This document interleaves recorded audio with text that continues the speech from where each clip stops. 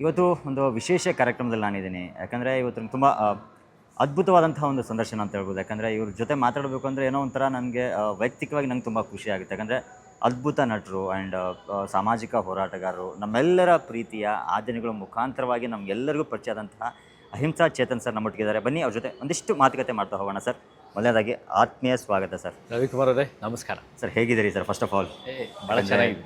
ತುಂಬ busy schedule. ಯಾಕಂದರೆ ನಾನು ಫೋನ್ ಮಾಡ್ತಾ ಇದ್ದೆ, ಬಟ್ ಅಲ್ಲಿ ಇಲ್ಲಿ ಓಡಾಡುವಂಥ ಒಂದಿಷ್ಟು ವಿಚಾರಗಳು, ಒಂದಿಷ್ಟು ಸಾಮಾಜಿಕ ಕೆಲಸಗಳು ನಡೀತಾ ಇರುವಂಥದ್ದು. ಹೌದು, ನಾವು ರಾಜ್ಯ ಮಟ್ಟದಲ್ಲಿ ಪ್ರತಿಯೊಂದು ಮತಕ್ಷೇತ್ರದಲ್ಲಿ ನಾವು ಕೆಲಸ ಮಾಡ್ತಾ ಇದ್ದೀವಿ.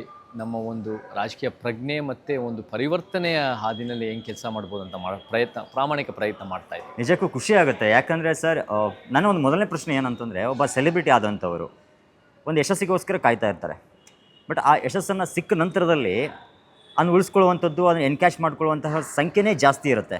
ಬಟ್ ಅದನ್ನು ಒಂದು ಸೈಡ್ ಇಟ್ಕೊಂಡು ಒಂದು ಯಶಸ್ಸನ್ನು ಅಭೂತಪೂರ್ವವಾದಂಥ ಯಶಸ್ಸನ್ನು ನೀವು ಪಡ್ಕೋತೀರಾ. ಪಡ್ಕೊಂಡು ನಂತರದಲ್ಲೂ ಕೂಡ ಸಾಮಾಜಿಕ ಕೆಲಸಗಳಲ್ಲಿ ತೊಡಗಿಸ್ಕೊಳ್ಳುವಂಥದ್ದು ಸಾಮಾನ್ಯದ ಕೆಲಸವಾಗಿರಲ್ಲ. ಬಟ್ ಯಾಕೆ ಸರ್ ಆ ಕಡೆದು ಒಲವು ಜಾಸ್ತಿ ಆಯಿತು ಅಂತ ನಿಮಗೆ?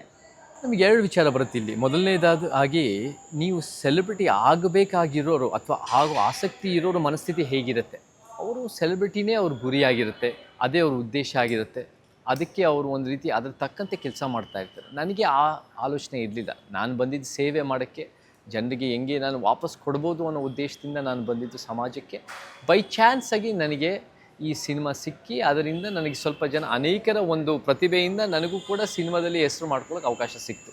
ಸೊ ಅದು ಒಂದು ಆ ಇಂಟೆನ್ಷನ್ನು ಬೇರೆ ಇತ್ತು. ಎರಡನೇದಾಗಿ, ಯಾವಾಗ ಇಂಟೆನ್ಷನ್ ಬೇರೆ ಇರುತ್ತೋ, ನೀವು ಹೆಸರು ಮಾಡಿಕೊಂಡ್ರೂ ನಿಮ್ಮ ಮೂಲ ಉದ್ದೇಶಕ್ಕೆ ಬರೋದು ಅದು ಒಂದು ರೀತಿ ನನಗೆ ಮುಖ್ಯ ಅನಿಸ್ತು. ನನಗೆ ಅದೇ ಥರ ಸಪೋರ್ಟ್ ಸಿಸ್ಟಮ್ ಇತ್ತು, ಫ್ಯಾಮಿಲಿ ಒಂದು ರೀತಿ, ನೀನು ನೋಡಪ್ಪ, ನೀನು ಬಂದಿದ್ದು ಸಿನಿಮಾ ಮಾಡೋದಕ್ಕಿಂತ ಹೆಚ್ಚಾಗಿ ನೀನು ಬಂದು ಸಮಾಜ ಸೇವೆ ಮಾಡೋಕ್ಕೆ, ಒಂದು ಪರಿವರ್ತನೆಗೆ ಒಂದು ಸ್ವಲ್ಪ ಸಹಾಯ ಮಾಡೋಕ್ಕೆ ನೀನು ಬಂದಿದ್ದು.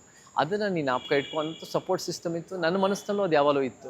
ಸೊ ನನಗೆ ಸಿನಿಮಾ ಸೇರೋಕ್ಕೆ ಒಂದು ಕಾರಣನೇ ಎಲ್ಲೋ ಒಂದು ಕಡೆ ಒಳ್ಳೇದು ಮಾಡೋಕ್ಕೆ ಒಂದು ಒಳ್ಳೆಯ ವೇದಿಕೆ ಸಿಗ್ಬೋದು ಅನ್ನೋ ಒಂದು ಉದ್ದೇಶದಿಂದ ನಾನು ಸೇರಿಕೊಂಡೆ. ಅದು ನಮಗೆ ಆ ಒಂದು ಒಳ್ಳೇದು ಮಾಡೋಕ್ಕೆ ನಿಮಗೆ ದೊಡ್ಡ ಪ್ಲ್ಯಾಟ್ಫಾರ್ಮ್ ಬೇಕಿಲ್ಲ, ಒಳ್ಳೇದು ಮಾಡೋಕ್ಕೆ ನೀವು ದೊಡ್ಡ ಹೆಸರು ಬೇಕಿಲ್ಲ. ಒಳ್ಳೇದು ಮಾಡೋಕ್ಕೆ ಒಂದು ಸ್ವಲ್ಪ ಹೆಸರು ಇದ್ದರೆ ಸಾಕು. ಸೊ ಅದಕ್ಕೆ ಅದೇ ಸ್ವಲ್ಪ ಹೆಸರೂ ಬೇಕಾಗಿಲ್ಲ, ಆ ಸ್ವಲ್ಪ ಹೆಸರು ಇರೋದು ಇನ್ನೂ ನಮಗೆ ರೀಚ್ ಮಾಡೋಕ್ಕೆ ಆ ಮನಸ್ಥಿತಿ ಅನ್ನೋದು ಇರುತ್ತಲ್ಲ ಸರ್.